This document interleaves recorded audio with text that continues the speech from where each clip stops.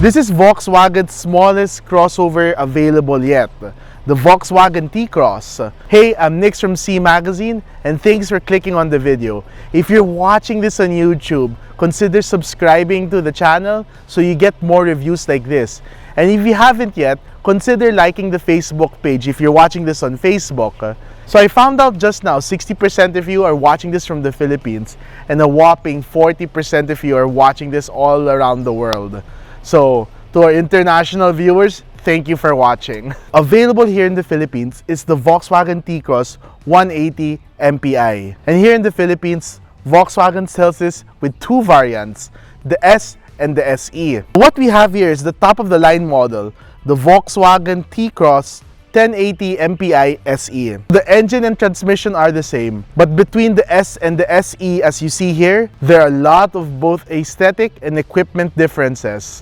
The entry-level model is priced at 1,098 million pesos at this time of recording, while the one you see here is the SE, the top-of-the-line model, sold at 1.198 million pesos. The difference in price between the S and the SE is 100,000 pesos. Considering what you get from the SE, you might want to think twice between getting the entry-level model and the top-of-the-line model. What are the differences between the S and the SE? Well, for starters, this one, the top-of-the-line model, comes with 6 airbags versus 2 airbags. For convenience, this comes with a rear view camera. Another thing you get with the top-of-the-line variant is a wider selection of colors. If the S you get white and gray, this one you get a whole assortment of colors. This one in particular is Syringa Violet. I hope I didn't butcher that pronunciation. Another thing you get on the top-of-the-line model versus the entry-level one is you get LED headlights with daylight running lamps. And you also get fog lamps on this car. So in the SE variant, you get a combination of leather and fabric seats, while on the S entry-level variant, you only get fabric. And on the top-of-the-line model, you get a panoramic moonroof. You also get a color-matching interior. On the S variant, you get an 8-inch infotainment system. On this one, you get a 9.2-inch infotainment system. Here, you get both Type A and Type C USB ports, while as on the S variant, you only get Type A. And for the rear passengers, if on the S variant, you don't get rear aircon vents, this one comes with rear aircon vents. I guess last on the styling points, the S variant gets 16-inch rims. This one gets a whopping 17-inch rims. This top of the line for 100,000 pesos extra, you can see that there are a lot of stuff you get when you get this one, aside from the color choices. So between the two, if you were to pick, I think the 100,000 peso additional makes it well worth what you're getting. I love that the interior is color matching with the body. So you have the Syringa Violet exterior. Inside, its color is matching with the outside. Like, simple is clean and it's high contrast. So even when you're driving at night, you can really see the gauges and the info clearly. And then I like the buttons over here, very tactile. Okay, then for the lights, it's here. It's a knob here on the left side.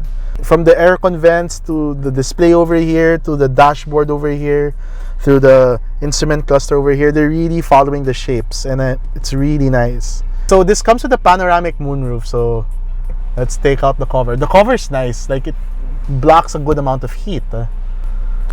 But what I like is, look at that. You have a full panoramic moonroof. Like when you're driving around, it just gives a more roomy and comfy feel to the whole experience, which I like. But more than that, if you wanna use the sunroof, like you want to hop out, you know, you're like in the park or something, you can utilize this space. Now, to the infotainment system, you can see it's a 9.2-inch infotainment system, but more than just the size of the screen, it's the quality of the screen, clarity of the screen, the pixel density is on the high side. And considering the price of this car, it's amazing. And what I like also is, so to maneuver through like the different menus, at least for the main menu, the home, you have to use your set of fingers. And then I like this one, that there's like a little tray over here. I like cars that have little trays over here. Things you should consider. This has auto start stop. Most us Filipinos, we do like to deactivate the system, the start stop system. The thing is, every time you start the car or restart the car, it defaults to having the start stop system activated.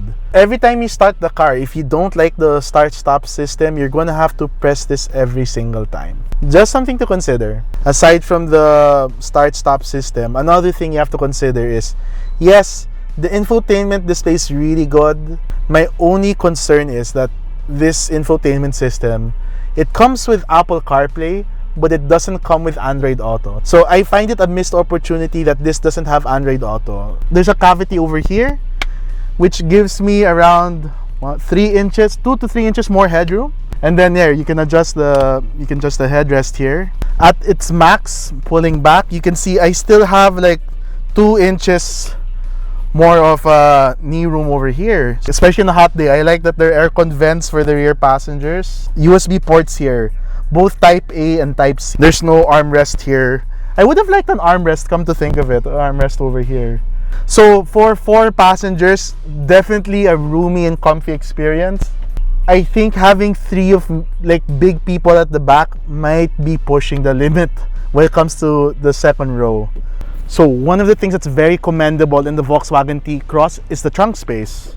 So you've seen other cars that we've tested in this category, so you have a pretty good gauge on how big the trunk is. The Volkswagen takes advantage of trunk space by giving it a more flushed flatbed over here. In terms of trunk space, there's a lot of room here because it plays a lot of verticality. Like they made this part a deep dish. And even like if I make it stand up like this, you can see there's a lot of vertical space over here, so you can stack up a lot of cargo over here. So yeah, so as you can see the height difference over here. Okay, and then you notice that there's a 60-40 split over here, as usual. They added a donut tire over here. The smaller spare tire allows more room. While other crossovers implement a flatbed style, just put this into consideration. If you fold the second row flat, you have a deep cavity over here before the flat part over here.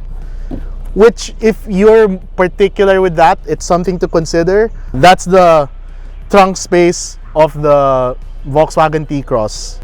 So this is the driving impression of the Volkswagen T-Cross. Okay, let's go.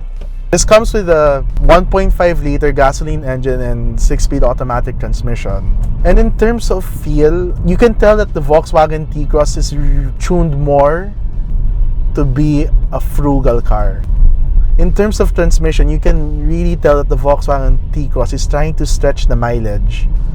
So it's trying to keep the revs as low as possible. So it's not trying to climb up as high as fast as it can. It's managing the throttle response. So if I punch it, you can see it took a while for it to respond to go to a high RPM. This is supposed to be a city crossover that's as frugal as possible, but has a good amount of power, which I think it does, and has a good amount of torque, which I think it does. Once the momentum gets going, this car feels agile. The steering is on the light side. It's really light.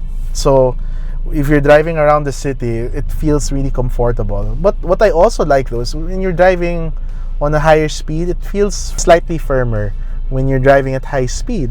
So even on the highway, this feels good to drive. When you're in sports mode, you have manual controls of the gears. And you can tell on first, second, and third gear, this car has a lot of pull. And then when you reach fourth gear onwards, you can tell that it stretches out the fuel efficiency of the Volkswagen T-Cross.